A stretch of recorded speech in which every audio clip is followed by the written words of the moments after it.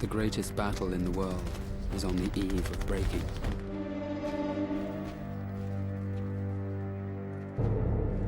Please God, it may terminate successfully for us. We were told it would be a walkover.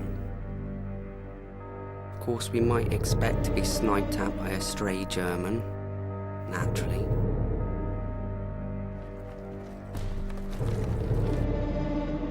Suppose one should lose one's head and get other men cut up. Suppose one's legs should take fright and refuse to move.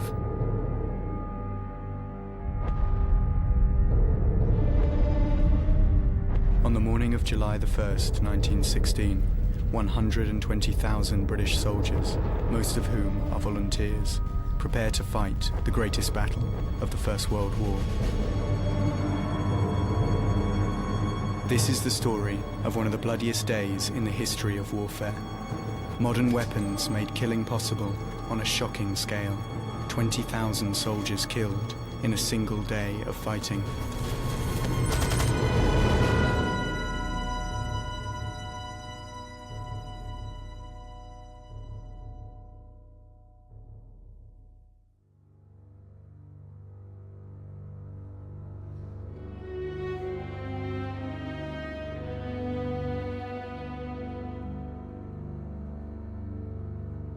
At the end of 1915, the Great War is not going well for Britain and France. After a year and a half of huge effort and heavy losses, large parts of France and most of Belgium remain under German occupation.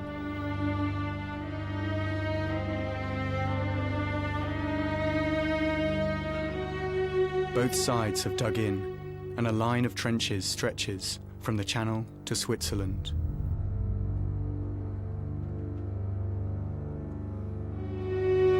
In early 1916, in an attempt to break the stalemate, the Allies agree to a joint summer offensive. The area they choose to launch this attack is a 26-mile section of the Western Front in northern France by the River Somme.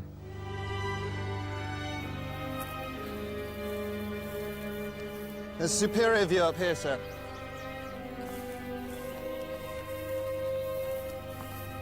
This is more like it. It's very good drainage, sir. No more sitting in the mud in Flanders. The man in charge of Britain's part in the summer campaign is the newly promoted commander of the Fourth Army, General Sir Henry Rawlinson. It is capital country in which to undertake an offensive. For the observation is excellent, and with plenty of guns and ammunition, we ought to be able to avoid the heavy losses which the infantry have always suffered on previous occasions.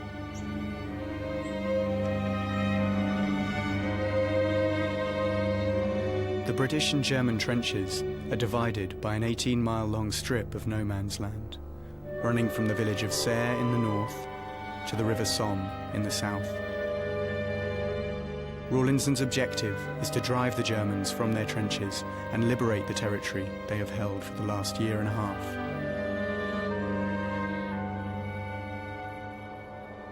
This will be his battlefield.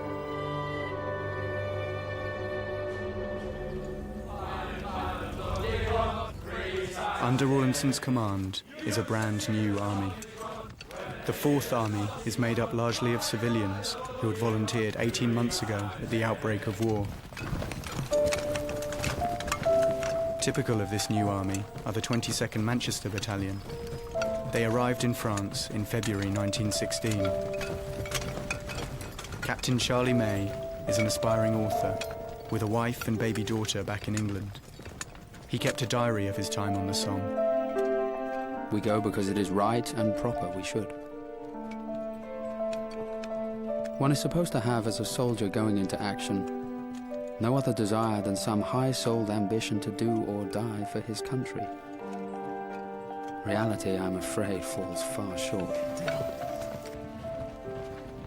In the same battalion was Sergeant Richard H. Tawney. A Christian socialist, he opposed war, but had volunteered after Germany invaded Belgium, turning down an officer's commission to serve in the ranks. hatred of the enemy is not common, I think, among those who are here. For how can you do your duty as a soldier if you hate him? To kill in hatred would be murder. I don't think we're murderers. Just executioners. What do you think they'll call the battle, Sarge? I don't know. The Epval, perhaps.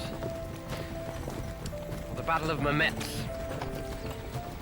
Call it anything. It takes two sides to make a battle.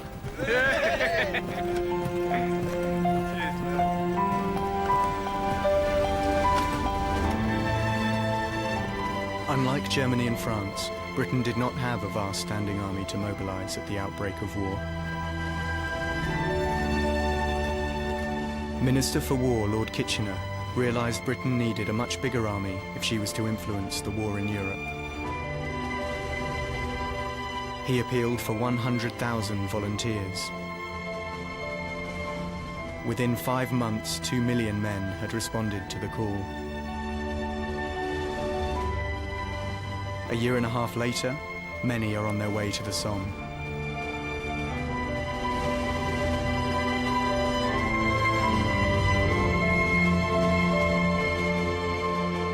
Like thousands of others, Cyril José lied about his age to enlist.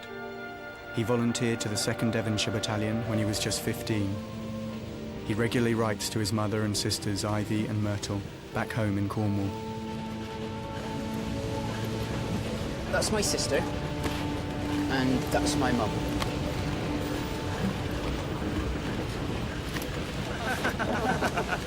What's so funny? Dearest Mert, we have just come back from church parade and Holy Communion. Chaplain asked me my name and where I came from. Asked me how old I was too. Of course, I couldn't tell a chaplain a fib, so I told him. Patted me on the back, said, "Splendid, splendid." Not bad of him, was it? Goodbye, and God bless you all. Love from Cyril. General Rawlinson's plan for the Somme is shaped by one major concern. Aware that his volunteer battalions have no battle experience, he opts for a simple strategy. It does not appear to me that the gain of 2 or 3 kilometers of ground is of much consequence.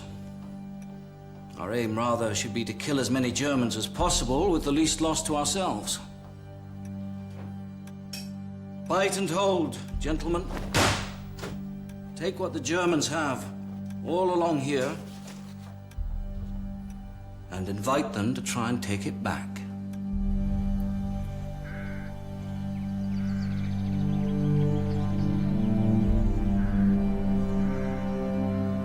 The German army had arrived on the Somme in September 1914 and dug its first trench.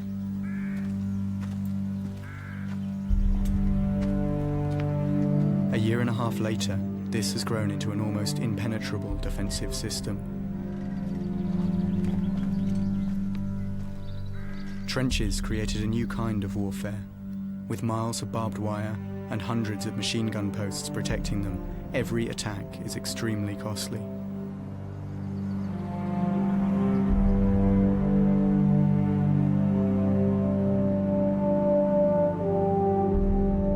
Rawlinson's strategy to counter the Germans' defences is simple.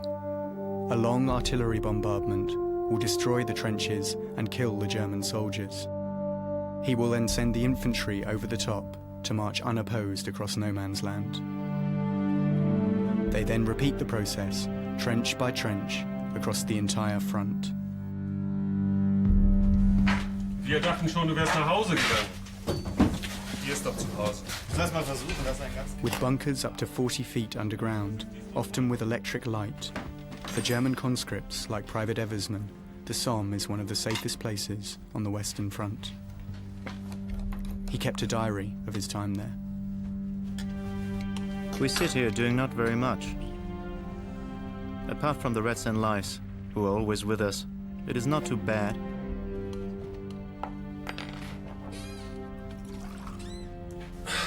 Riech doch mal. Das hast du doch nicht selber gefüllt, oder? Du bist der Abschaum der deutschen Armee. Prost! Möge uns Verdun erspart bleiben. Für immer.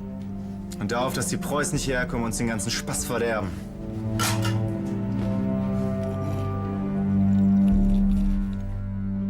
It must become second nature! Stick him! Rawlinson's volunteer army lack the German army's battle experience. To make up for this, they go through intense training. For 16-year-old volunteer Cyril Jose, drill in the British Army's traditional weapon is relentless. Dearest Ivy, stand back. I've got my own rifle and bayonet. New ones. With the bayonet fixed, it reaches up to my ear from the ground. Don't tickle him! Give me that rifle. Low point! Whack! Withdraw! Whack! Symbol! Nearly got it hot today. I had my bayonet fixed in my room with the sheath off and pointed it at another chap. Just then the sergeant walked in. Keep those lines straight! By George, didn't he swear?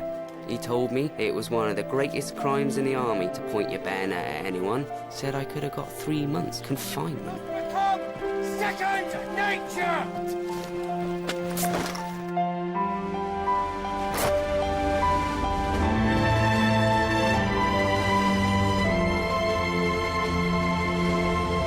With 6 weeks to go before the attack, the previously quiet Somme sector is undergoing a transformation.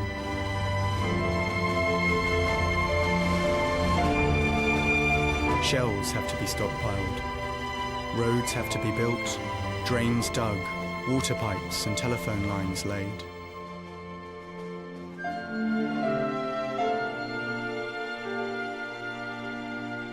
Like many other battalions destined for the big push, the Manchesters provide the labour for this huge task.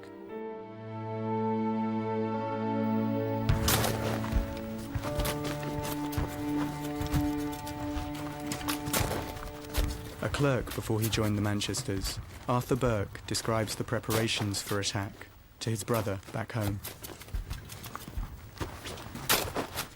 My dear Reg, now here's the excitement.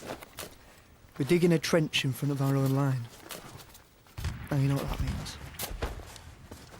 A shiver came down our backs when we knew we were for it. I don't know why we're fighting for this solemn place. If it were mine, I'd give it to them, save all the fuss.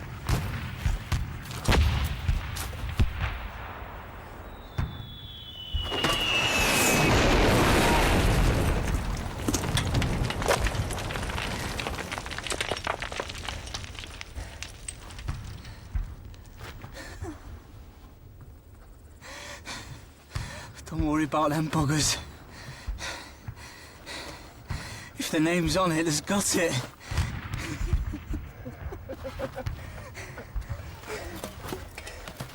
Of course, Fritz heard us coming, so he began giving us a warm time. And you know you can't dig without making a noise. So when we did start, our friend over the way didn't have to get his wind up.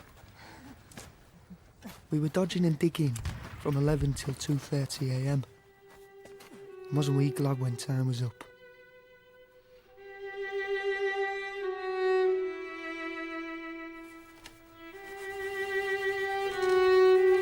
We've been in the line since Tuesday, doing 6 days in the firing line and 4 days in reserve.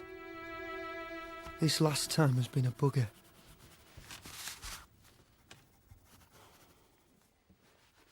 For Captain May and Sergeant Tawney, censoring the men's letters is a daily duty. I hate doing this. It's amazing what you discover, though, isn't it? About the men, I mean. I'd rather not know some of it. You know Dooley, Prince's platoon? He was sitting on the Parados one night, while the batteries were firing. One of our shells, pitched short, entered the ground with a fierce thud right under the spot where the man was sitting. It was a dud. Lucky old Dooley. God bless the fool who made that shell, he said. Never even troubled to change his position.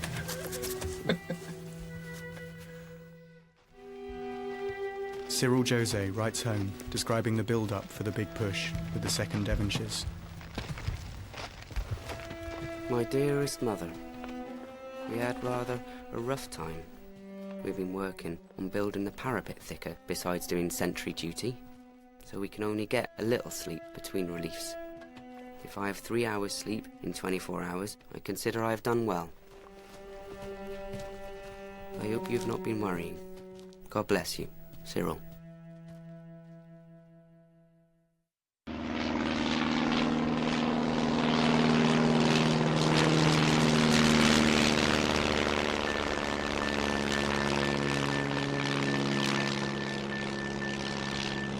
The increased Allied activity on the Somme is soon noticed by the Germans, who respond by reinforcing their defences.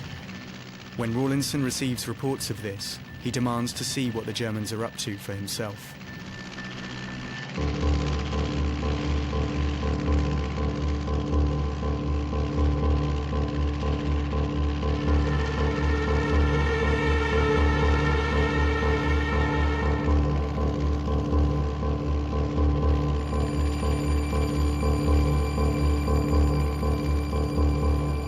Rawlinson discovers that the Germans have not been idle.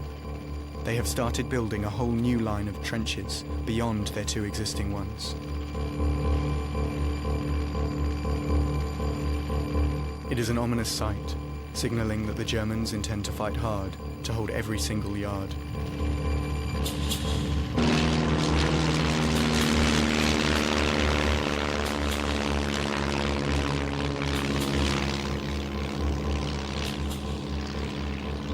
Keine Zeit, um Sehenswürdigkeiten zu besichtigen! Fertig? To defend their well-developed trench system, the Germans had a powerful weapon, the machine gun.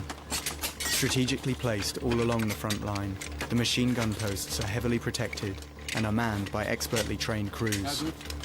One well-positioned gun can lay down a hail of bullets over a distance of 3,000 yards. Lieutenant Franz Cassel and his unit, like all others along the Somme, are now in a state of high alert. Besser. Also, das Ganze nochmal. The British preparations for the offensive involve a massive logistical challenge. 400,000 men and 100,000 horses have to be moved and billeted. But the key to Rawlinson's plan will be the bombardment, set to be the biggest in British military history. Over 1.5 million shells are stockpiled, more than they have fired in the past 12 months of the war. General Rawlinson is under no illusion about the challenge facing his inexperienced army. Nevertheless, he remains convinced that with the right amount of guns and ammunition, he can destroy the German defences and avoid heavy British casualties.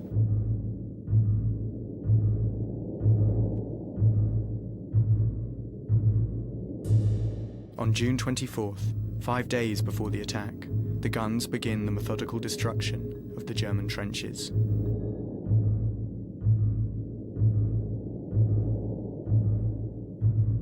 It's the biggest bombardment the British Army has ever mounted. Day and night, the barrage never stops. Forced to take shelter in their underground bunkers, the Germans wait for the barrage to lift.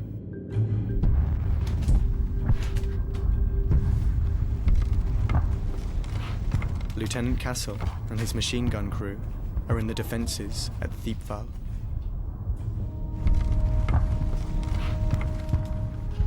We were exhausted and slept as much as one could.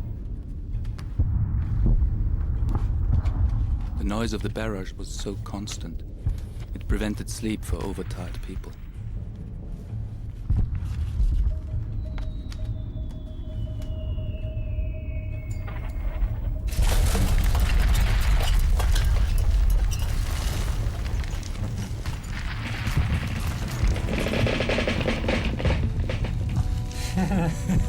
Entschuldigung. Habe ich das letzte Mal schon gelacht, als du das gemacht hast?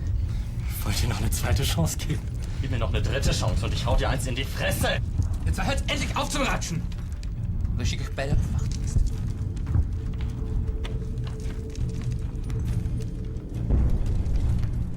There was only one anxiety. Could one rely on the sentries? They stood on the top steps of the dugout and had to watch across the parapet to see whether the enemy was coming across. Day long, night long. And not all men are heroes.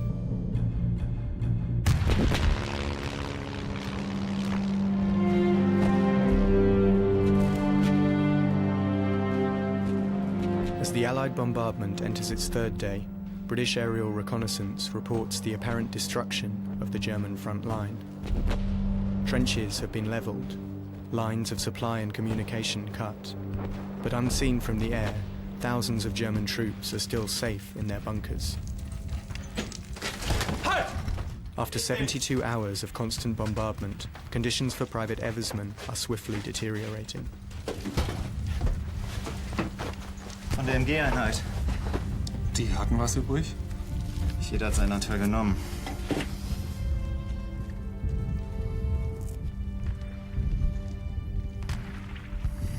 How long will it go on? In the last 12 hours, they estimate that 60,000 shells have fallen in our sector. Every communication has been cut. Sag mal, gibt's Neuigkeiten aus dem hinteren Front? Nichts.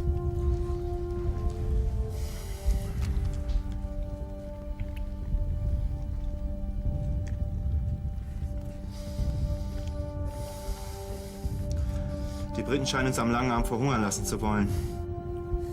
Gibt's ja nicht. It cannot last much longer. They say their munitions will soon be done. But when will they attack? Tomorrow? The day after? Who knows? It wasn't just their dugouts that protected the Germans. Although the British bombardment was on an unprecedented scale, many thousands of their shells failed to explode. General Rawlinson is unaware of this and believes that his artillery has destroyed the German defences completely. All along the front line, British troops now ready themselves for the fight with the enemy that they volunteered for almost 2 years ago. Sir. Over there.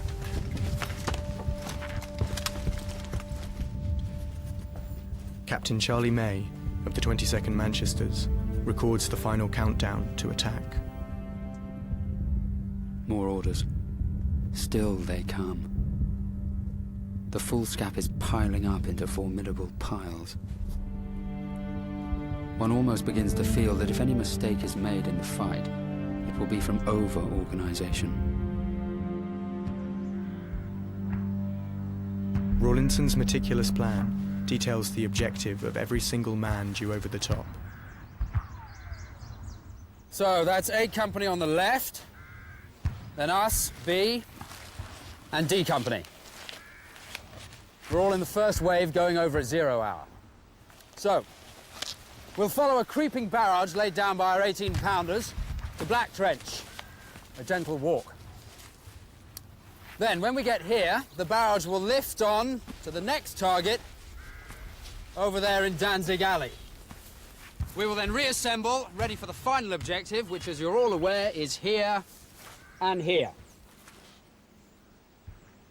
Sergeant.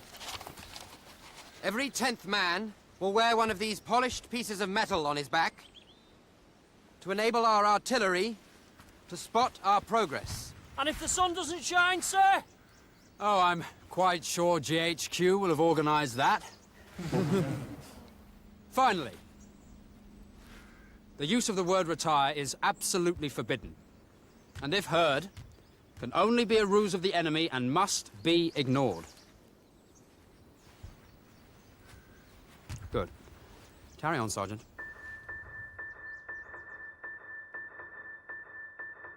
Captain Charlie May and the 250 men of B Company are to attack from trenches 150 yards away from the German lines at Mametz.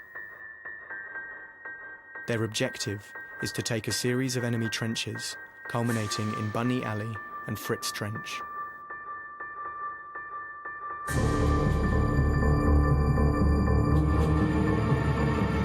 Then, just one day before the attack is due to start, heavy showers and low cloud descend on the Somme. With poor visibility hampering his artillery, Rawlinson decides to postpone the attack 48 hours until July the 1st. While the guns continue to bombard the German lines, 120,000 men, poised for attack, are ordered to wait. Come on, men. Come on, then, rockets. Come on. Oh, yes. Roll that one like a Yorkshireman. And so here we still are, with speculation rife and rumours bright and rumours grave, twiddling our thumbs and wondering. This one's for you, Andrews. Okie dokie, Thomas. Come along. All dressed up and nowhere to go.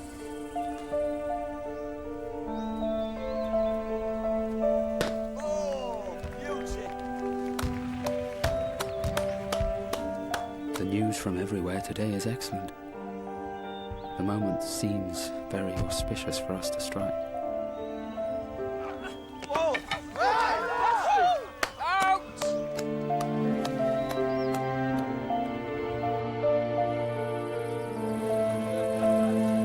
On the eve of battle, the 22nd Manchesters finally leave their billets and move up to the front line.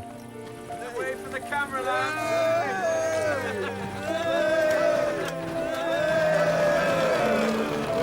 We're off to get Prince's son.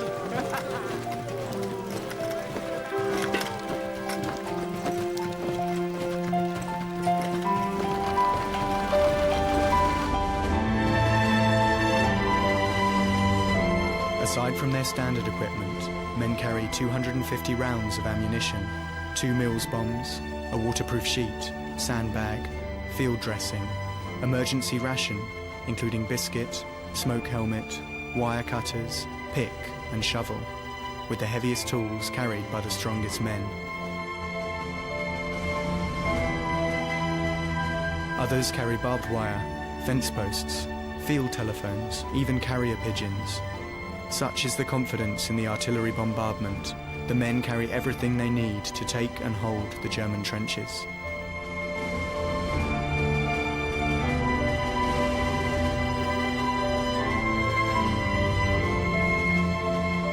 This immense, overwhelming tranquility of sky and down, uniting us millions of enemies and allies in its solemn, unavoidable embrace, dwarfed into insignificance the wrath of man and his feverish energy of destruction. It was a perfect evening. One forgot the object for which we were marching to the trenches. Is that the new rest home?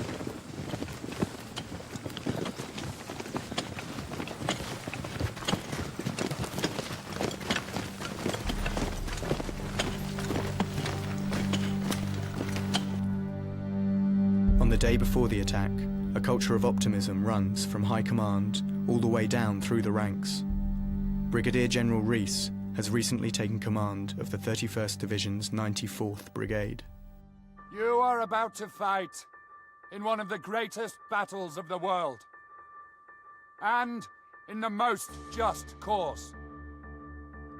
Remember that the Empire will anxiously watch your every move. Keep your heads, do your duty, and you will utterly defeat the enemy.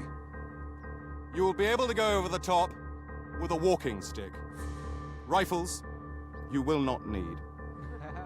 As the Major General said, all we'll find in Thiepval is the caretaker and his dog. You may take prisoners, and if you do, they'll be sharing your rations, not mine. Any shirkers refusing to go over or caught behind the line will be shot.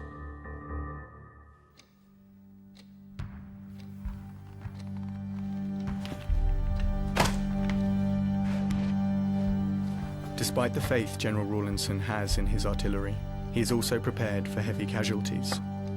He orders that 18 ambulance trains be standing by to evacuate the wounded.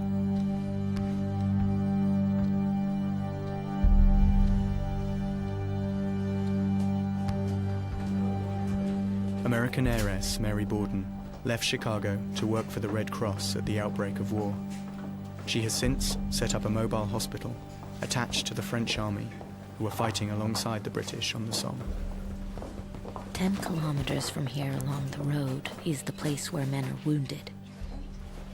This is the place where they are mended.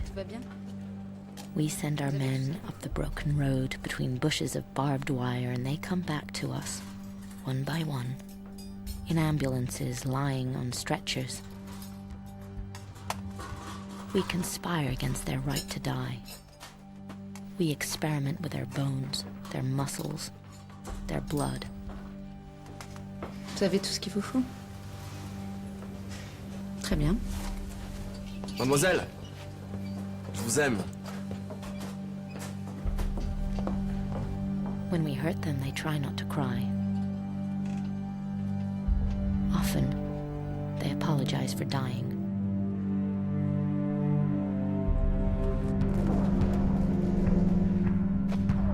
On the eve of battle, 120,000 men squeeze into the British frontline trenches. The artillery barrage will continue until the very moment they are scheduled to attack, 7:30 a.m., 0 hour.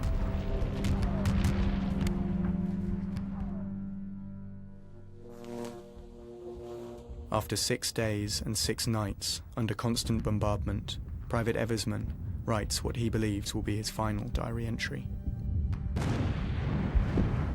My head is like a madman's. The tongue sticks to the roof of the mouth. Almost nothing to eat and nothing to drink. And no sleep. All contact with the outer world cut. Haven't we had enough of this frightful horror? This hell concert? If I may not see my loved ones again, I greet them with that last farewell. All along the front line, men write what could be their final messages home to their families. Cyril Jose, who joined the army when he was only 15, writes to his mother back home in England. My dearest mother, so sorry I haven't written before, but after I wrote you last we went in the trenches, and it was too wet to write. Weather spanking up to now, though Fritz chucks his weight about a bit just to relieve the monotony. Lots of skylarks singing over the lines. We hear one first just before standing to arms in the morning. Ivy asks whether I've grown taller, shorter, thinner or stouter. Well, I think I've grown a bit taller and bigger. About 5'6.5" I must be now. Was 5'4 3/4 when I enlisted. We'll write again soon as poss. Goodbye for time and God bless you all. Best love from Cyril.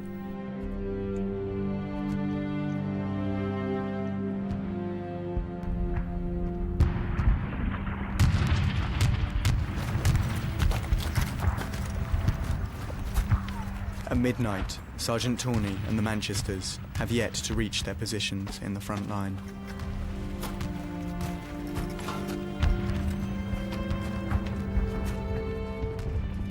I don't know anything more exasperating than walking 1 to 2 miles with a stoppage every 10 or 20 yards.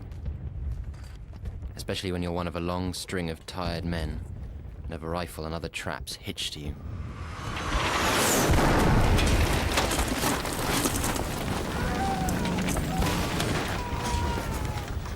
Come on, what is the problem up there? Some box up, Sarge.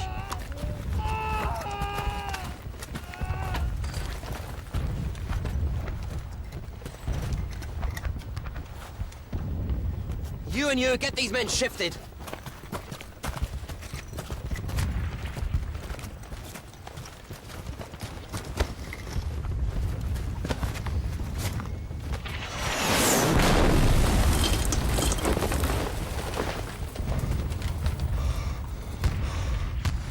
Sorry, pal.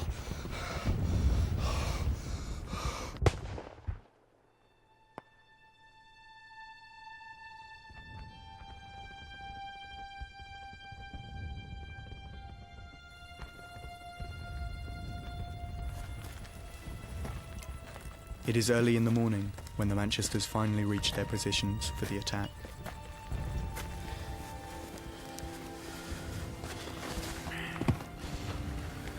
For you. Thank you.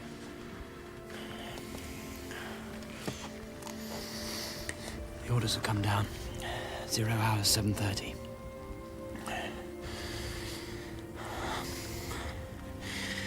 Heard some of the men singing the Marseillaise earlier on. You know, I know what it is. If you want to know, I don't give a damn about France. The Jerrys can have it. Well, we're here now. And they're not going to push us around.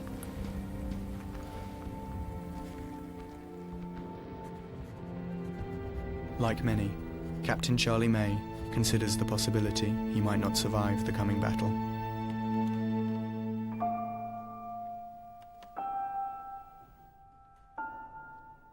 I must not allow myself to dwell on the personal. There is no room for it here. Also, it is demoralizing. But I do not want to die. Not that I mind for myself. If I have to go, I am ready. But the thought I may never see you or our darling baby again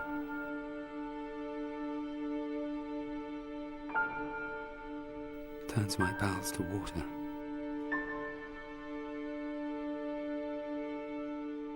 It may well be that you will only have to read these lines as ones of passing interest.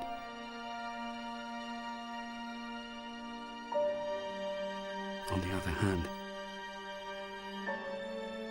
they may well be my last message to you.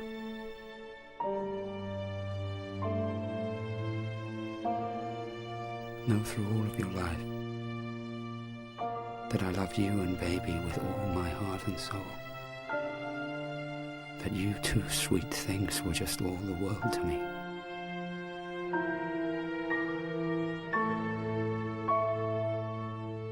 I pray God I may do my duty. For I know you would not have it otherwise.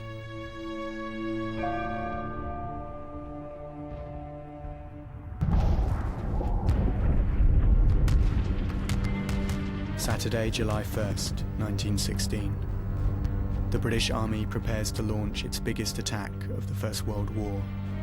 Its volunteer army, untried in battle, is about to face the ultimate test. Sergeant Tawney witnesses the final frenzied bombardment of the German line.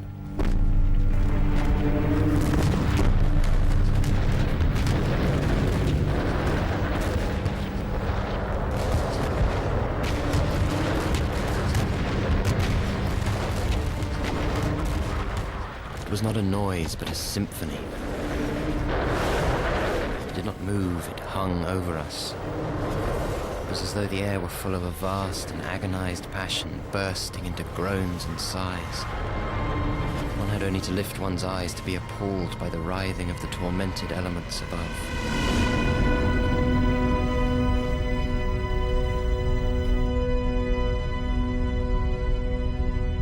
Miles north, the 2nd Middlesex have the greatest distance to their objective, 750 yards of no man's land, nicknamed Mash Valley.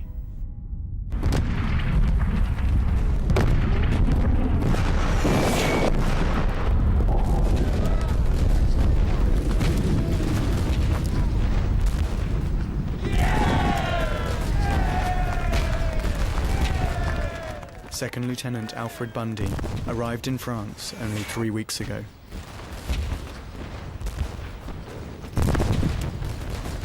It is freely stated that there will be no resistance. Our drum fire has been going on for days, and the German lines appear to be pulverized. Surely nothing can live there. Lieutenant! Those men up there, get them down! It's a walkover, sir! It's nothing of the kind! Get them down now!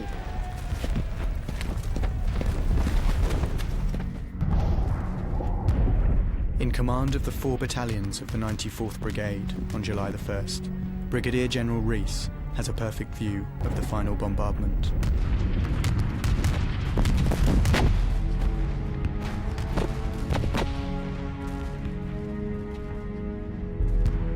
I stood on top to watch, and it was magnificent.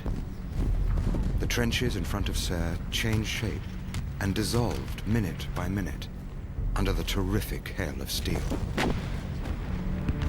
Watching, I began to believe in the great possibility of success. Inspired by the final barrage, optimism runs high throughout the British front line.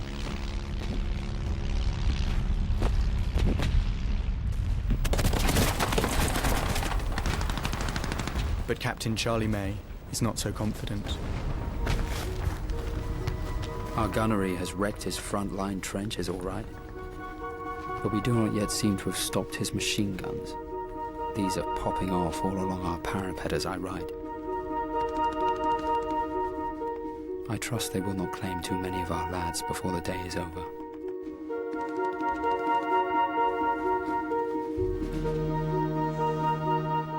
My dear Reg,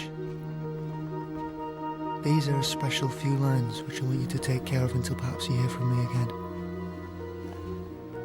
Everything at present is absolutely thumbs up. It's very cheerful. Still very bright and trusting to the best of luck.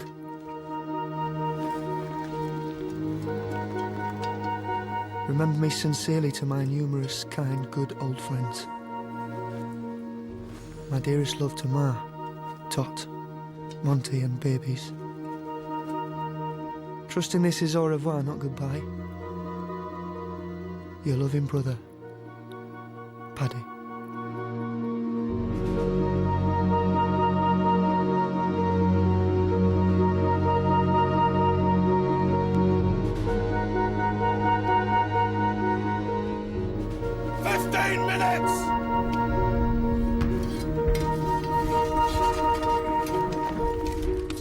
One should lose one's head and get other men cut up.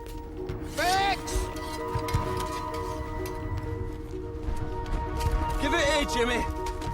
Suppose one's legs should take fright and refuse to move.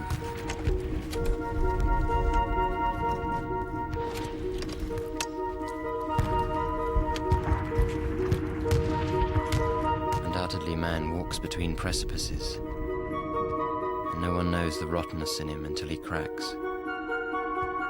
And then it's too late. Harry, your watch, can I?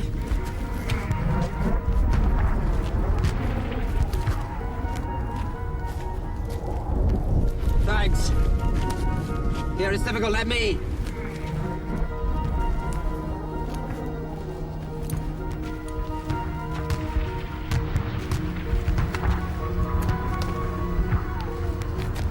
Good luck. See you in Danzig Alley.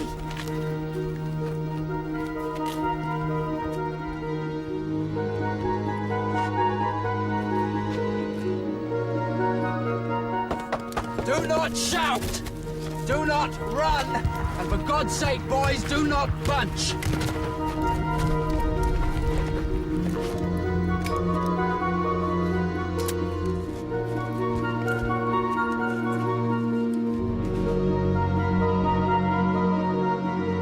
Dearest Ive, just time to write a few lines before the post goes. Suppose I'll get leave soon. Oh, these horrors of war. Well, goodbye for a time, Ive dear. Love to all, Cyril.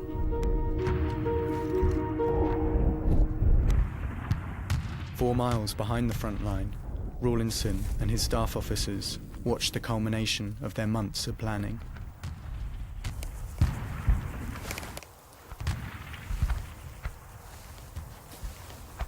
Now.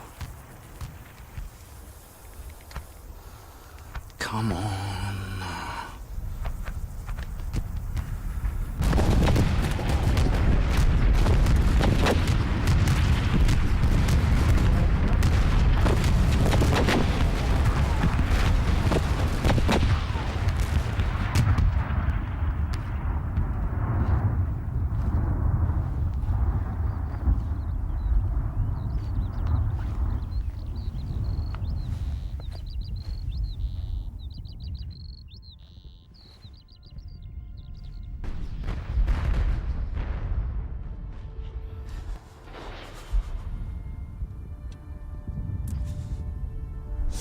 God's sake!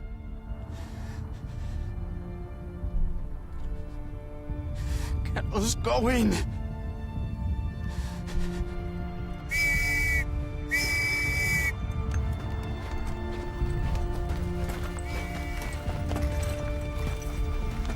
Right on schedule, at 7:30 a.m., along the entire 18-mile front, 60,000 men leave their trenches and start out across no man's land.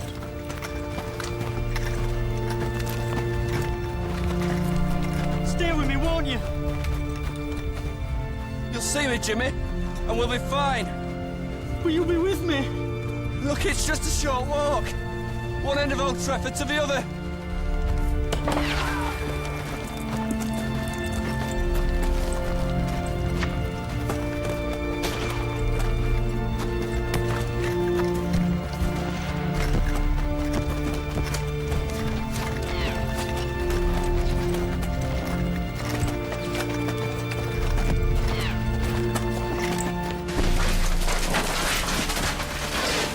Lieutenant Castle and his machine gun crew have survived the bombardment. Das ist es jetzt! Dann los, los, los! Macht schon! Macht schon! Like thousands of other Germans, the end of the barrage is the cue to leave their bunkers and defend their front line. They rush out of their dugouts and run to man the machine gun posts.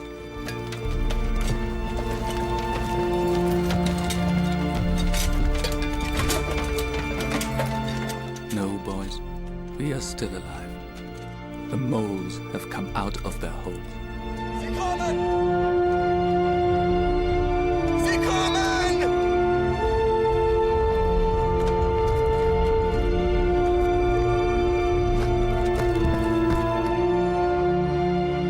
In the south of the battlefield, the 22nd Manchesters lead the attack on Mametz.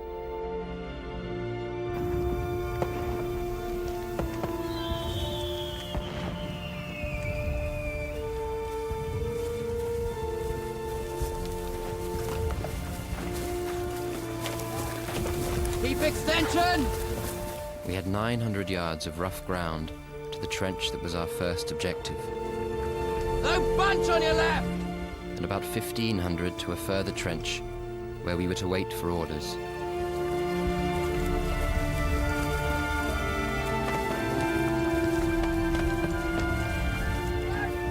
Our colonel had watched us mount the steps, and his last remarks were, "Isn't it wonderful?" We extended to 6 paces and walked. In the centre of the battlefield, the 2nd Middlesex are halfway across Smash Valley.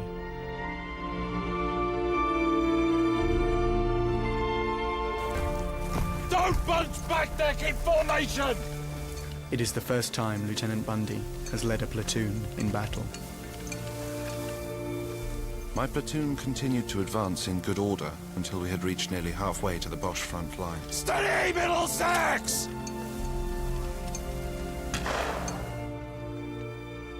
Here they come. The khaki yellows. Not only has the British bombardment failed to cause heavy casualties among the German troops, it has also failed to cut through much of their barbed wire. Advancing British soldiers are forced to funnel through any gaps in these defences, making them easy targets for machine gun fire. Schussweite! 300 Meter! Fertig! Feuer!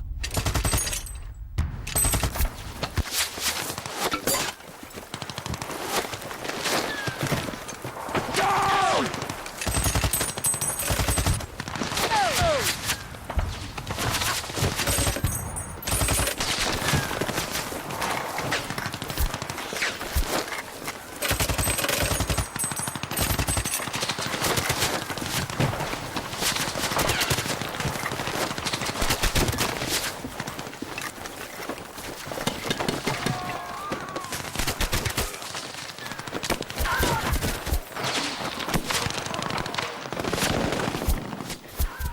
I shouted down, but most of those that were not hit had already taken what cover they could find.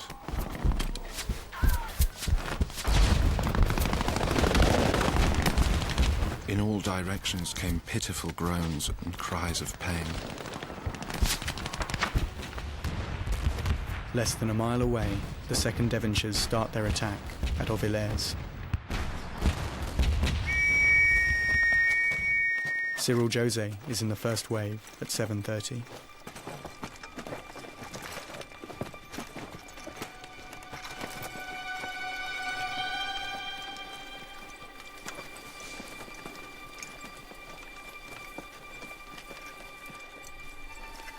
We went over with the feeling in us of the song, over the top, and never come back again.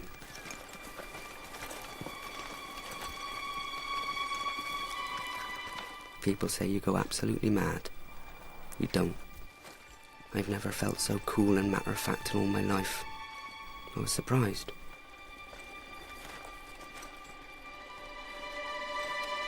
From his dugout, Brigadier General Rees watches his brigade advance. I have never seen a finer display of individual and collective bravery than the advance of that brigade. I never saw a man waver from the exact line prescribed for him.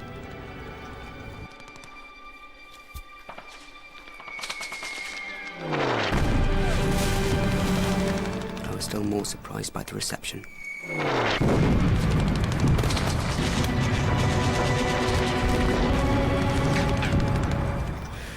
Of course, we might expect to be sniped at by a stray German, naturally.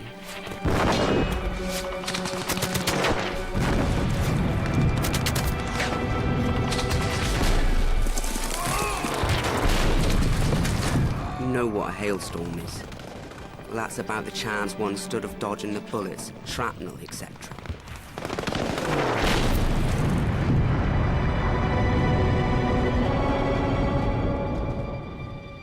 Old Johnny has had me for a target for over 13 months, chucked all kinds of stuff at me, from coal boxes to iron foundries.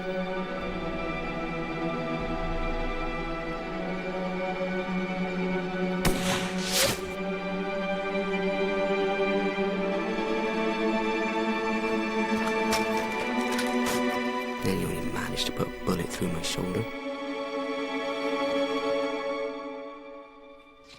Must have been that stray sniper.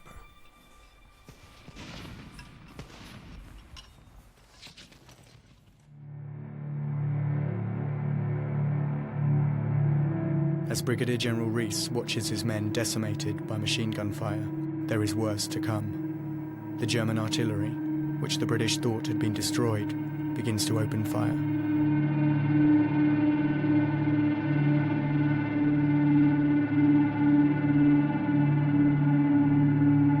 It was the most frightful artillery display that I have seen up to that time. And in some ways, I think it was the heaviest barrage I have seen put down by the defense on any occasion.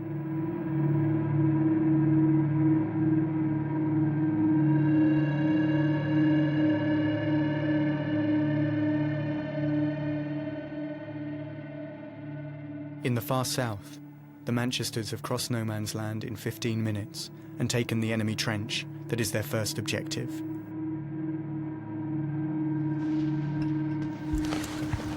Stay sharp, you men. They have a further 3 trenches to take this morning.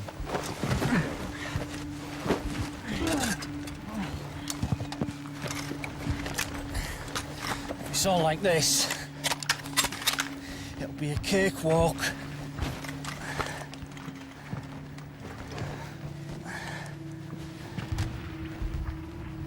I hate touching wounded men. Sarge? Moral cowardice, I suppose. I've seen him. Just you keep building that step.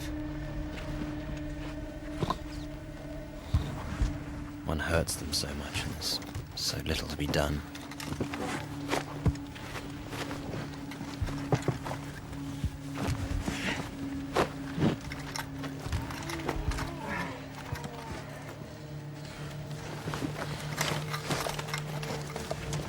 We're losing the barrage. Leave the wounded, get the men ready to move.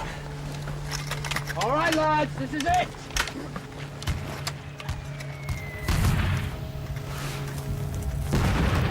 Captain May's company move on to their next objective, but they are a few minutes behind schedule.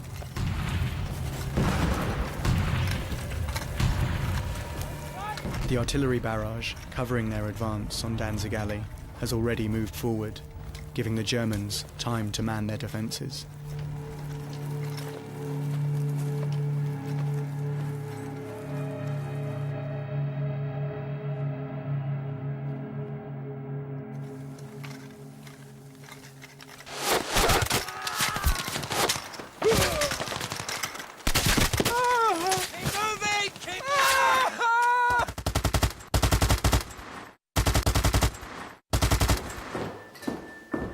Rawlinson arrives at his headquarters 4 miles behind the front line and receives the first reports on the battle.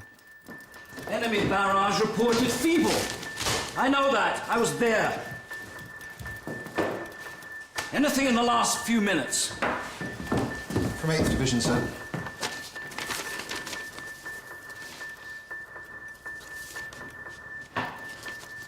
Gentlemen, we've broken through the German line. The early reports reaching Rawlinson are positive. In reality, though, the attack is faltering along most of the British front. One significant breakthrough has been made, though, in the south of the battlefield, near Mametz.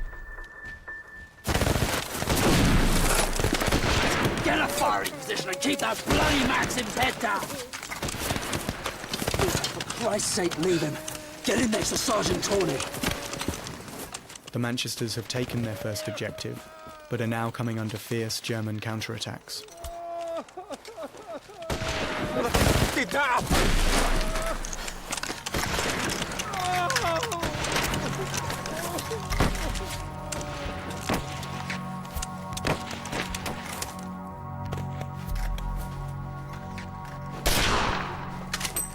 The Germans were brave men, as brave as lions.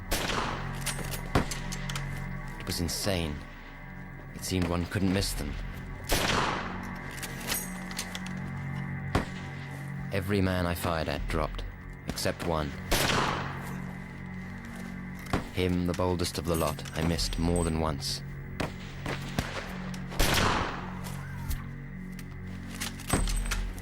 Not that I wanted to hurt him. It was missing I hated.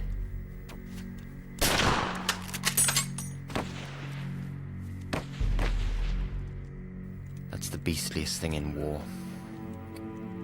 The damnable frivolity. God forgive us all.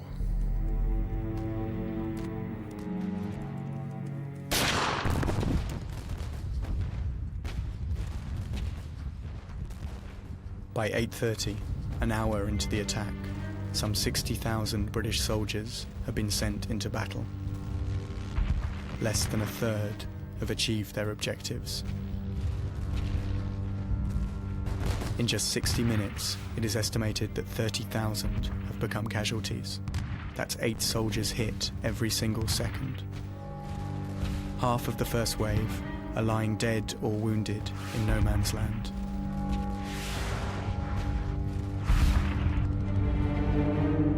Throughout the morning, a further 60,000 British soldiers go over the top.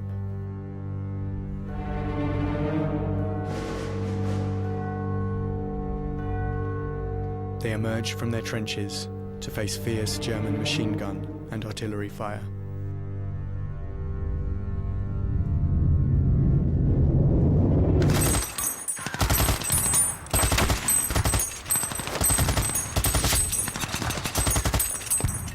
For Lieutenant Cassel and his machine gun unit, the advancing troops are an easy target.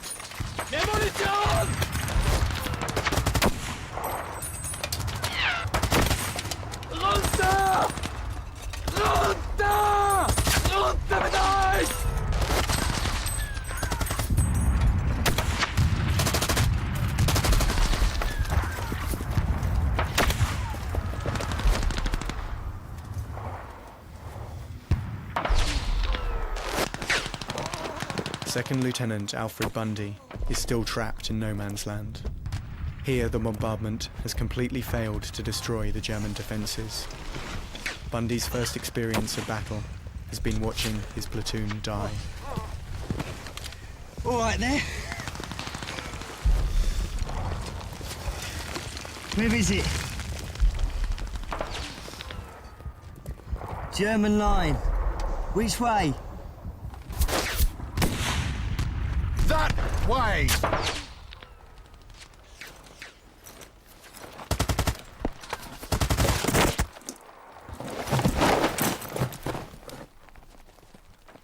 A massacre is unfolding across the 18-mile front.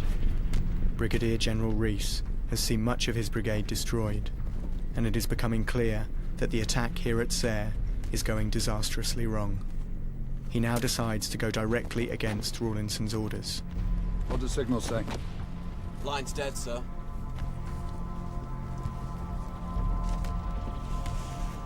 The second wave support gone up yet?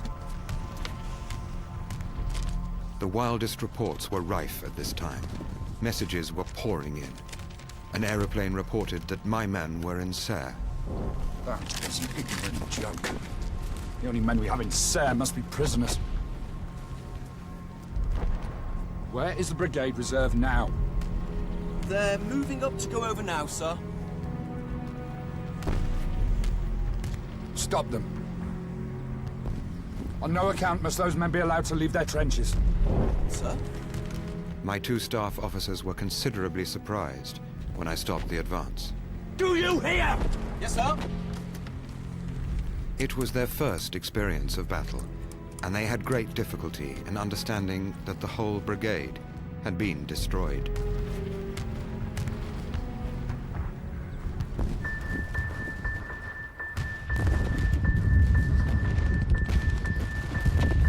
By mid-morning, tens of thousands of men are pinned down, wounded or dead in no man's land.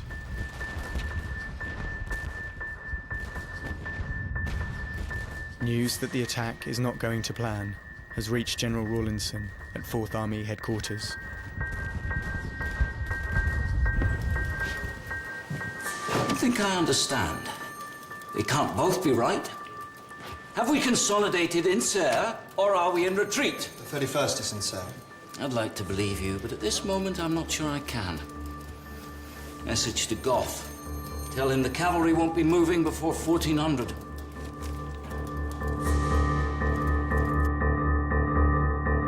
Rawlinson's only significant breakthroughs are in the far north and south of the battlefield. But amidst the confused reports arriving at headquarters, rather than push home the advance with his cavalry, he decides to wait.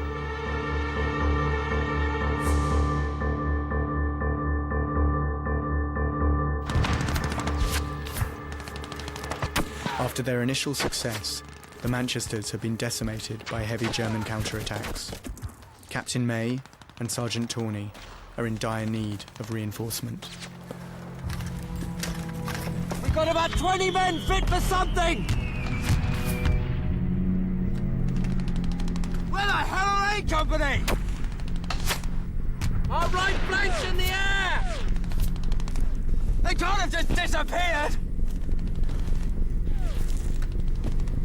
I'll find them!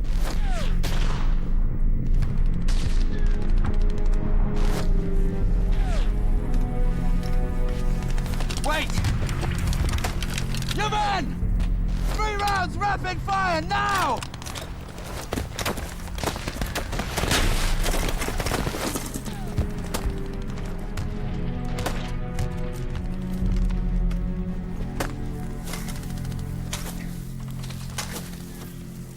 In a desperate search for more men, Sergeant Tawney sets off back towards the British lines.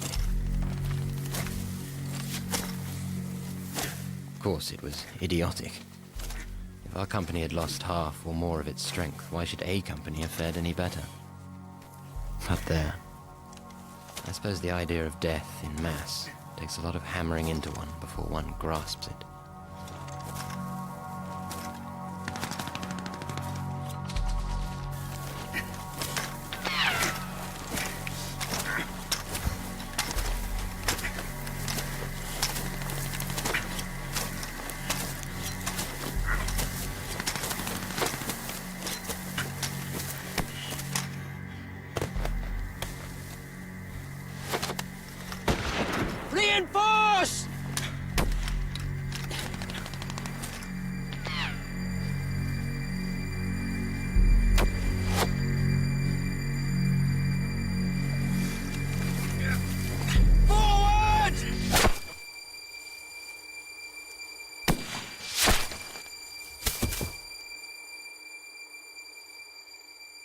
Tawny's search for reinforcements is over. By midday, Rawlinson has started to learn the full extent of the failure of his plan. Is it true? We're not in Thiepval. It's been pretty brisk. And sir? Sharp there too. Casualties are already starting to arrive at Mary Borden's hospital. Most of the wounded, however, are still stranded on the battlefield. It was my business to know which of the wounded could wait and which could not. If I made any mistakes, someone would die on their stretchers on the floor under my eyes, who need not have died. Donnez-lui de l'eau s'il en réclame. I've learnt to read the signs, from what is written on their tickets, and from the way they look, and the way they feel to my hand. My hand can tell of itself one kind of cold from another, can tell the difference between the cold of night and the stealthy cold of death.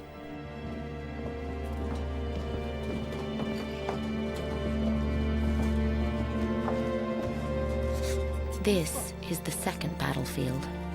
The battle is going on over the helpless bodies of these men. Un blessé au poumon vient d'arriver, vous pouvez le prendre? Dans 5 minutes. Mademoiselle, attachez ses bras. Qu'est-ce que vous faites? Qu'est-ce que vous faites? It is we who are doing the fighting now, with their real enemies.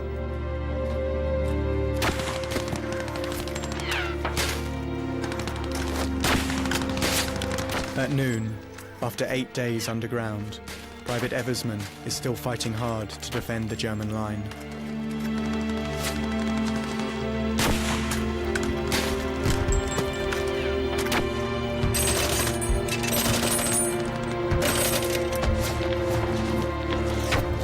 Lieutenant Alfred Bundy has been pinned down in a shell hole in no man's land since the attack started 4.5 hours ago.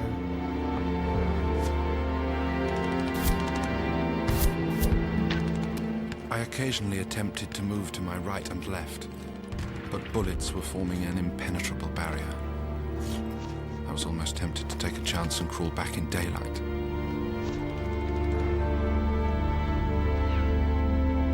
I was dreading the dark, for I thought I should lose my sense of direction in my distraught condition.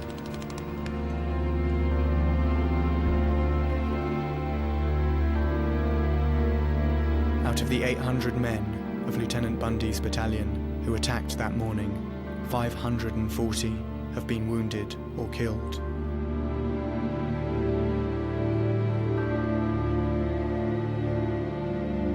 Across the whole battlefield, almost 60,000 British soldiers have become casualties. 6 times the number expected by Rawlinson.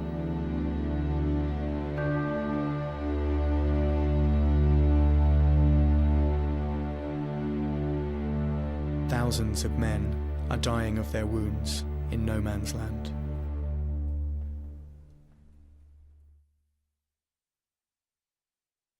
This is death.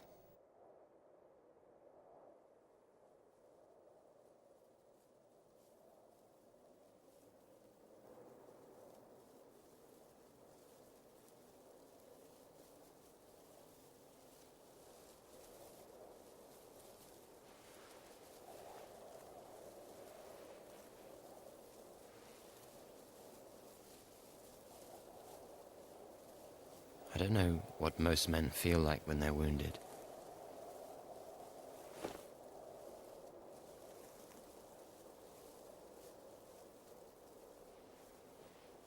What I felt was that I'd been hit by a tremendous iron hammer, swung by a giant of inconceivable strength, and then twisted with a sickening sort of wrench.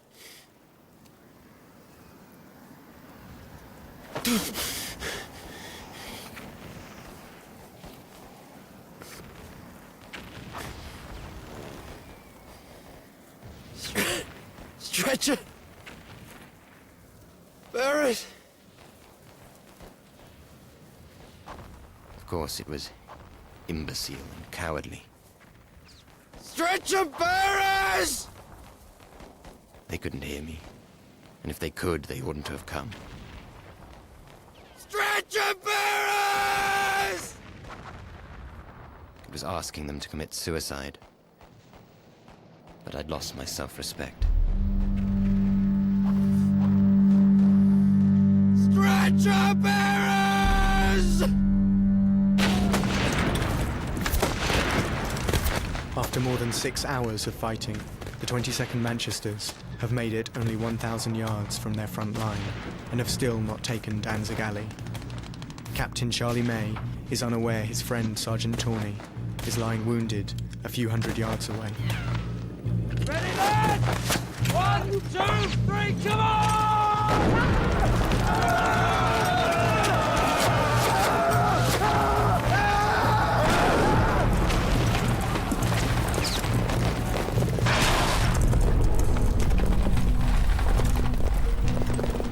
Stick on! Stick on, lads! Finally, the Manchesters break through into Danzig Alley. Now face to face with the enemy, fighting with bayonet and hand grenade begins.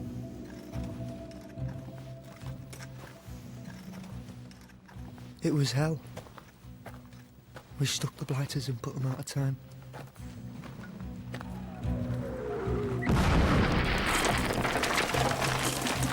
They threw up their hands. Mercy, camarade. We give them mercy. I don't think. Stick 'em! Stick 'em, lads!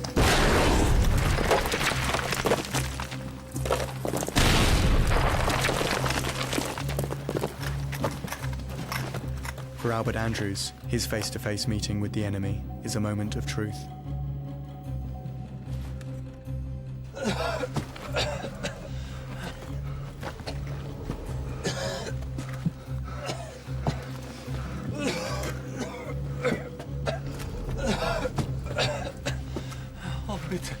Oh, bitte, mein Herr, bitte. Lassen Sie mich am Leben. Ich habe 3 Töchter, die jüngste ist erst 2 und meine arme Frau muss den ganzen Hof alleine machen, bitte. I was on guard and had my bayonet at his chest. He was trembling and looked half mad, saying something to me which I did not understand. Das gehört alles Ihnen, das ist alles. Bitte bringen Sie mich nicht um, bitte. All I could make out was that he did not want me to kill him. Out of the way, Bert. Oh, bitte. Allmächtiger. Haben Sie Erbarmen. Denken Sie an meine arme Frau, Männer. Look at him! Gott, ich lass die Engländer mit mir Erbarmen haben. Come on! Go on! Get out of it! Go! Soft.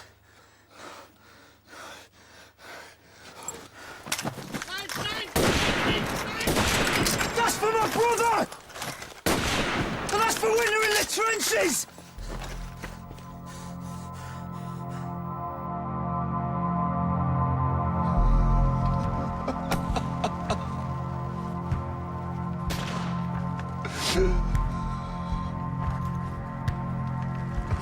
That kind of thing was going on all along the line. No Germans being spared. Wounded were killed by us all.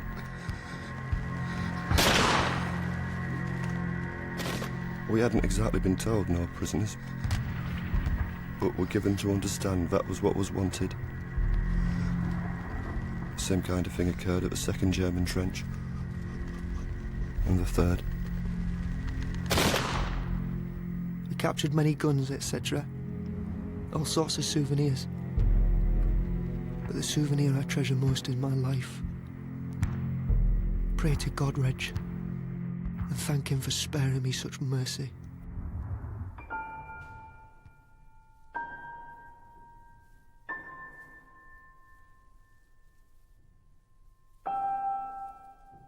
Captain Charlie May is not so blessed.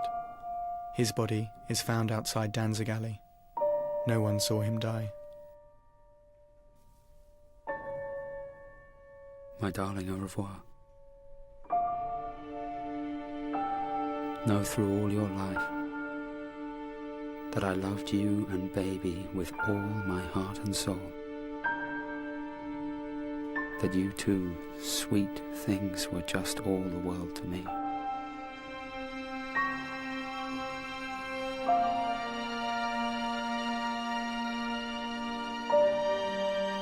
May's battalion have taken their objective at enormous cost. Of the 820 men of the 22nd Manchesters who attacked that morning, 472 have been killed, wounded, or are missing.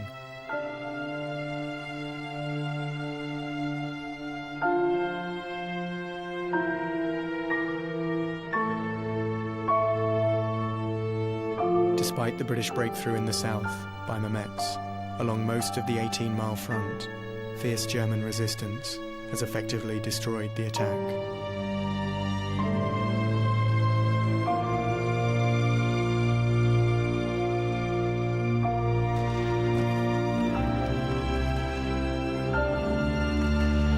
Lieutenant Cassel is wounded in the fighting at Thiepval. By late afternoon, he is able to leave his machine gun unit to receive first aid.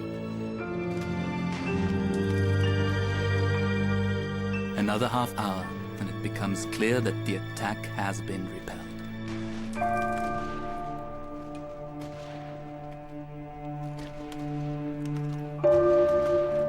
I find Captain Meschenbier of the 3rd Company suffering from a heart attack. Now only a few men from the 2nd line remained alive.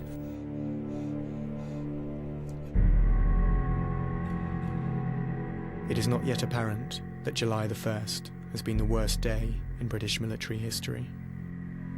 In his diary that evening, Rawlinson notes that there are 16,000 casualties. In fact, his army has lost many more. Almost 40,000 lie injured, and over 19,000 men have been killed. Rawlinson's offensive has been a murderous failure.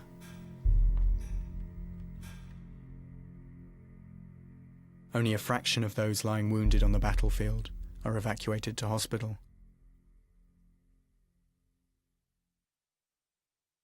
Thousands die in no man's land, of wounds which, if treated, would not be fatal.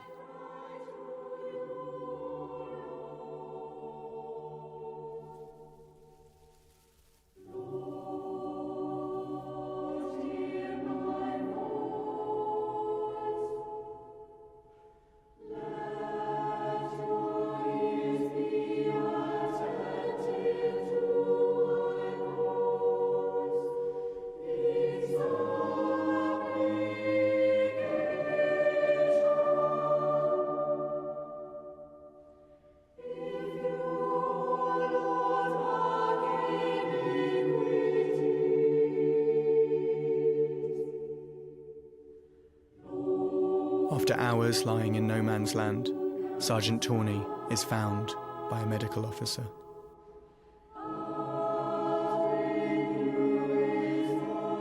He can't have been more than 25, but his face seemed to shine with love and comprehension.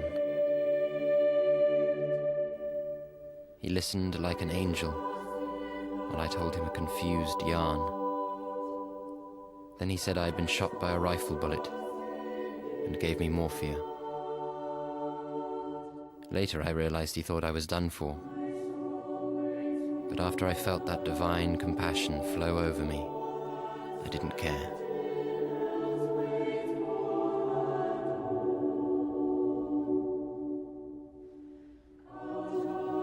I was like a dog, kicked and bullied by everyone, that at last had found a master.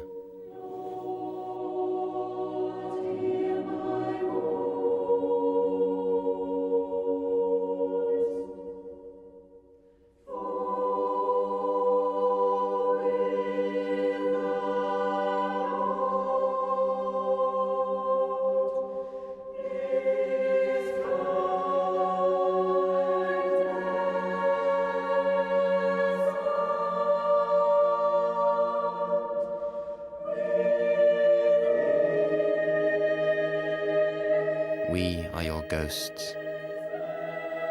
In this game, played by monkeys, organized by lunatics.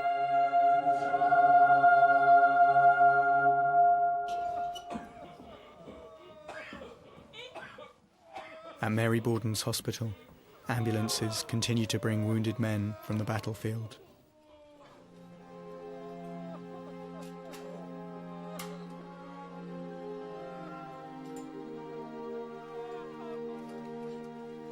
The air was thick with steaming sweat, mud, dirt and blood.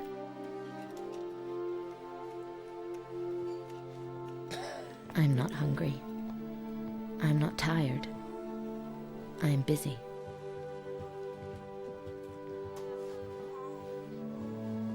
Mademoiselle, venez par ici. Je suis occupée. C'est vous qu'il lui faut. It is a scene in eternity, in some strange dream hell where I'm glad to be employed, where I belong. We are locked together, the wounded and I. C'est un Anglais? Qu'est-ce qu'il fait là? English? You're wounded in the stomach. You'll be fine. La morphine tant qu'il en faut.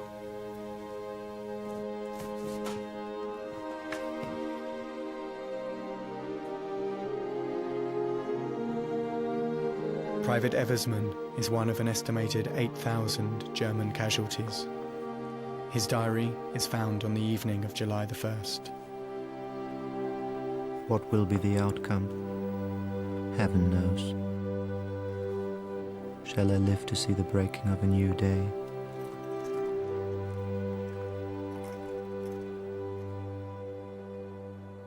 For the Allied commanders, there is no question of abandoning the offensive. With many wounded still in no man's land, fighting resumes the very next morning on July the 2nd.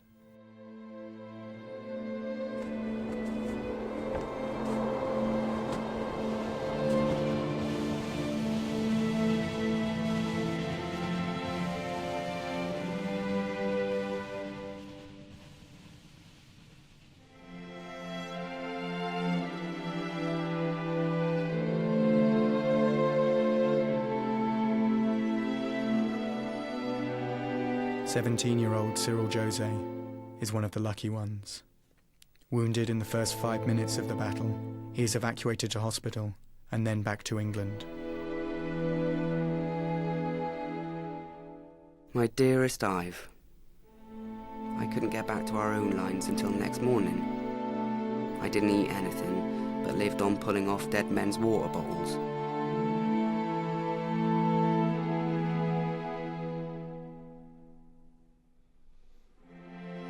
About 6 a.m. I began crawling back. Old Johnny sniped at me all the way back, but I dodged him by getting in the shell holes.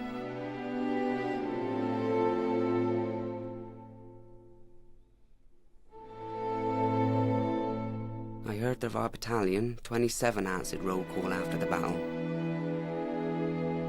So you can imagine, 27 out of 1,000 men. Thank you awfully for the postal order. Love to father, mother and Bert. Cyril."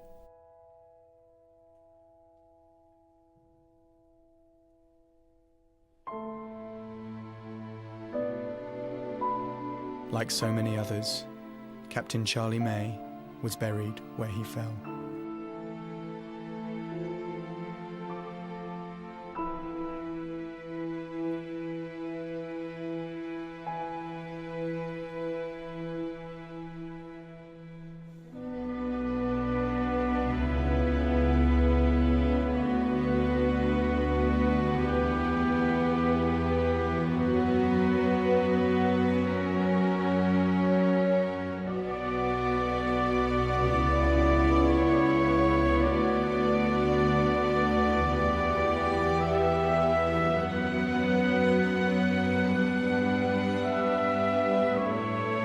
Over the following days, a shockwave travelled through the British Isles, as thousands of telegrams told mothers, wives and lovers that their men were not coming home.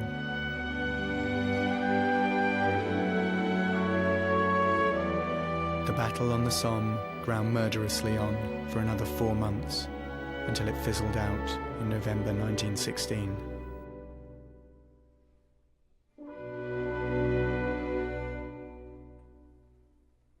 It ended on roughly the same ground on which it had begun. Both sides bled dry. The final combined casualty figure for the British, French, and German soldiers who fought there was over 1 million dead, wounded, or missing. A meaningless carnage, this battle in the war that was supposed to end all wars was in fact only the beginning of the bloodiest century in history.